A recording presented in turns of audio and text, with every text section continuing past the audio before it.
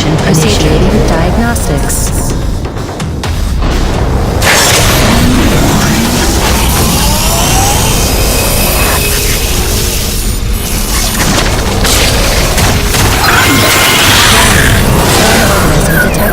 Performing containment analysis. Your cooperation is appreciated. Please remember to report any indigenous life forms within the station to the appropriate zone manager. Have a good day. James, over here! Listen, your resident super genius built some kind of experimental machine that's drawing the acrid here and agitating them more than usual. Why would Kovacs build something to cause this? You're asking the wrong scientist. See the quarantine room in the center of the lab? Right through the glass there? You blast your way in and put a stop to this mess. We'll keep them off your tail.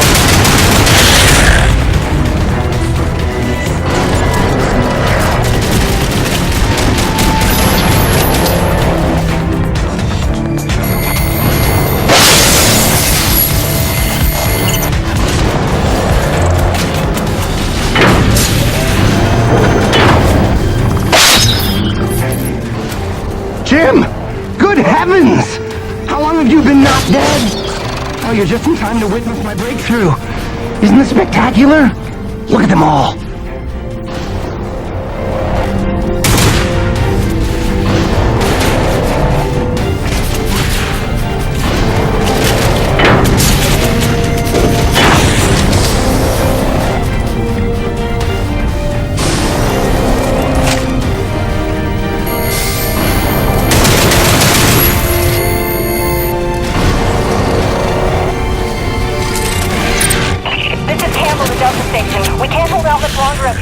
Requesting immediate assistance.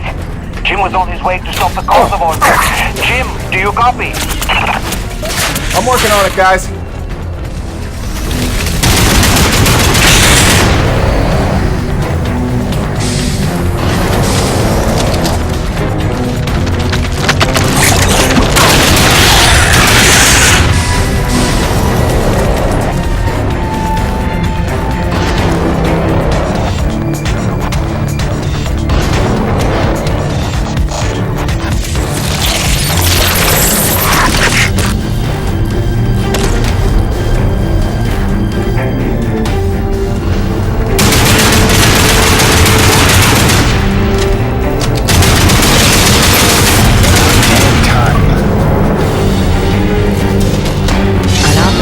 Subnetic equipment must be reported to the appropriate sector manager.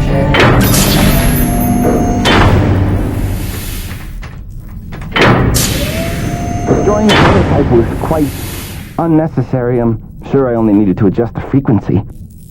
Yeah, sorry for the inconvenience. Hope saving your life didn't put you out. Oh no, I forgive you. I know carnage and mayhem is part of your nature, and without it, you just wouldn't be you. Or nearly as useful to me. You made a device that can drive the acrid crazy. Well, I would need to run more experiments to know for sure. Establishing a baseline of sanity for these creatures might be prohibitive of itself. Nevertheless, I'm glad the base was able to witness my breakthrough. What, you telling me you did this on purpose? No, not at all. But the experiment is still a resounding success. The acrid were influenced. Don't you see? I figured out how they communicate, and I've replicated it. In the course of dissecting many varieties of acrid, I found a receptor that they all had in common. You might understand it as sort of a biological radio receiver, but you'd be stupid because it's vastly more complicated than that. T-energy is an unusual element with uniquely resonant electromagnetic properties. It's more than blood and energy. It's how the acrid coordinate with each other. It seems I found a vibration frequency that puts them in an agitated state, which is of limited use itself, but just imagine what else we might be able to do with this. If I can find the wavelength that would calm the acrid and render them docile, then harvesting T-energy in the quantities we require would be a matter of simple logistics, such as designing a sufficiently massive slaughterhouse. Yeah, I'm gonna go ahead and leave you in there. It's okay. I actually think better in confined spaces.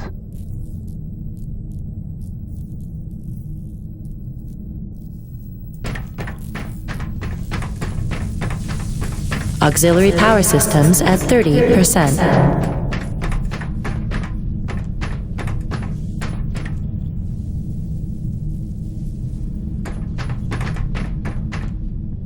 James, a moment. Listen, I don't want to cause a general panic or anything, but just glancing at Coronis while heading in, she's in bad shape. The way the storms are increasing in intensity, I'm concerned it's only a matter of time until the structural integrity is compromised. I don't know, Doc. Seems like a pretty good reason to panic. You got any suggestions? I may. There are some tests I'd like to run, but I'd need your help. Wait for my call and we'll chat properly. In the meantime, I'm sure Braddock wants to catch up with you.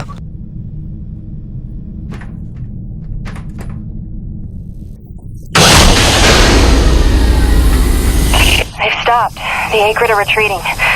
Looks like Delta Station's in the clear. The swarm is subsiding in the hangar as well.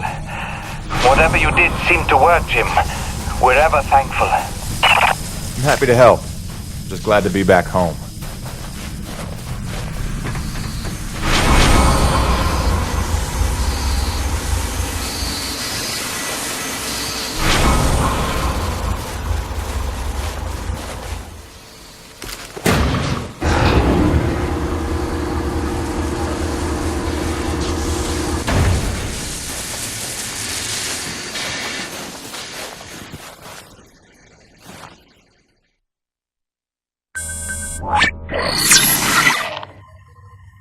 Science is not an exact science.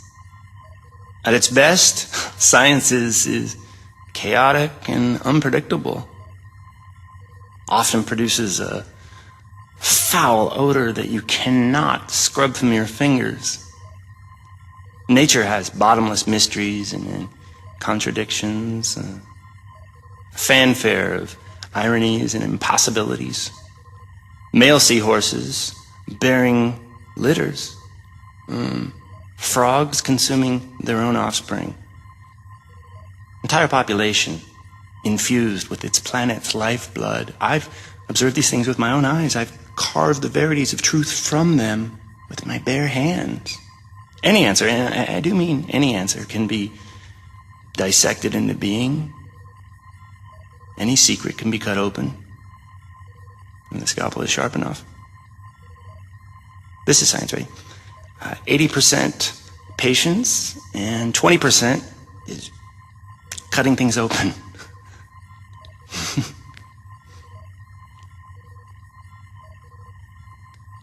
Until next time, Mother.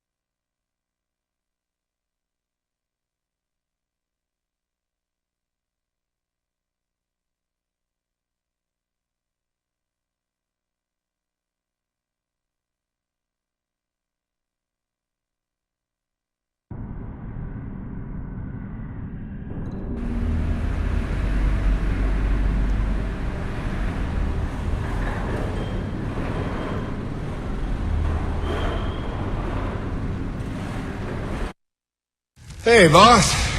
Nice to see everything still running as smooth as ever. I knew you're still alive. So where the hell you been? So, you fought a G-class Acrid, fell down the side of a mountain, landed on the other side of Shack's Peak, and somehow survived for 2 weeks before you got back into comm range? Thankfully, the rig was flush with rations and ammo. Lucky timing, I guess. I don't know if you've got a good luck charm or you are one. Funny how often luck feels just like getting my ass kicked. Jim, you know, I take you at your word, of course, but I'm sensing there's a little more to your story. Well, now that you mention it, there is this. What is... Where did you find that? Sensing that you already know the answer to that. Don't toy with me, Peyton. What did you find? Why don't you tell me what I found? We're the first humans to set foot on this planet, so obviously I didn't find some 50-year-old Nevek base, did I? Keep your voice down. Is that really all you have to say? No. It's important you understand something, Jim. Keeping the first colony under wraps wasn't my idea. It's one of the terms I had to agree to for Nevek to greenlight this mission in the first place. Perception is vital to their interests. I'll go to great lengths to conceal such a debacle. Coronis was set to land far, far from the original site, but the storm forced us down here. Nearer to the truth than I could have even ever hoped. Hoped? Why would you hope for this? That's why. General Charles Braddock, commander of the 1st Neo-Venus Colonial Expeditionary Force. Your old man led the first colony. Led it, and lost it. And he was never the same. Something happened here. Something you would never talk about. Right. So, you're here to what? Fulfill your father's dreams? Redeem his failures? I'm here to solve the energy crisis. And maybe get some answers with your help. Consider this an opportunity. A standing contract for further investigation. Not for Coronis, but for me personally. And I'll pay a premium for your ongoing discretion. So I get to lie to everybody, too? If a word of this reaches Nevek, they'll take back the whole operation. Put it under paramilitary command. I hate lying to the men, Jim, but it's for their own good. Trust me. I'll see what I can see.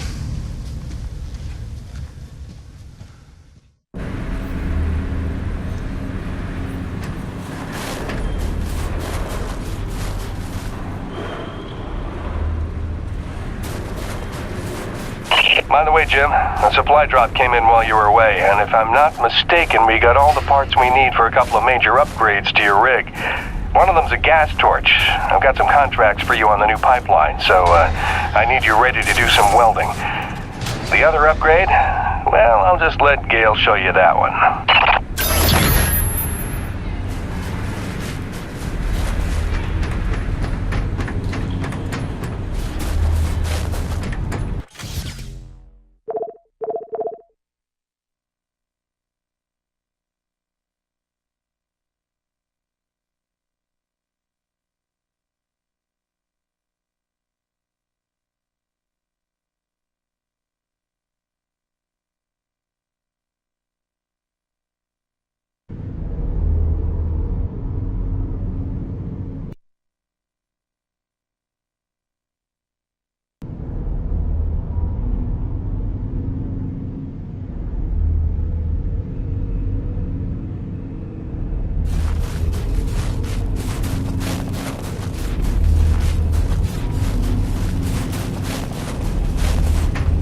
Man alive! Jim, I'm glad you're back.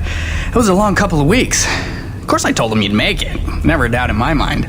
Oh, won't Braddock be happy? His favorite back from the dead. LaRoche is happy to see you too. Hey, major upgrade time for you. Parts came in for an acetylene torch.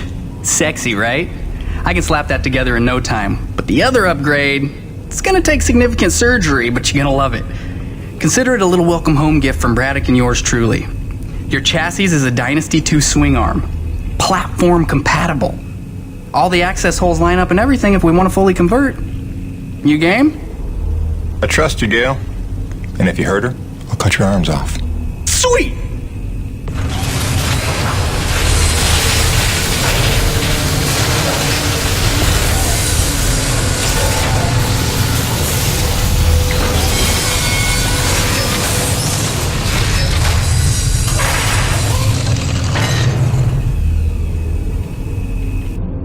This is it, Jim. my masterpiece. Your rig can now transform into a drilling platform. The suspension might feel a little tighter, and sorry about that, but you're gonna lose your mind when you see what your rig can do now. LaRoche, no begging for one. Giving you enough chances. Fancy but useless, huh? What good is a drilling platform without knowing the location of deep thermal pockets? Shush! You're ruining the high. Jim, you were also officially upgraded with the Mitchell Industries oxyacetylene torch. Dual 150 oxygen regulators with a custom thermodyne cutting tip. It's a small flame for welding and cutting, so don't expect to melt the environment with it. It's pretty pyro-proof. Gotta say, proud of this one. Just check the valve reseals on the cylinder from time to time. And the Frankenstein rig keeps growing. Yeah. LaRoche, can I have a second alone with Gale? I don't want to be here for this anyway. Au revoir. Listen, Gale, can you look at getting a replacement for this purifier? Dude, this is like 50 years old. I don't think a modern-day replacement would work with wherever this came from. But I can look at repairing it for you.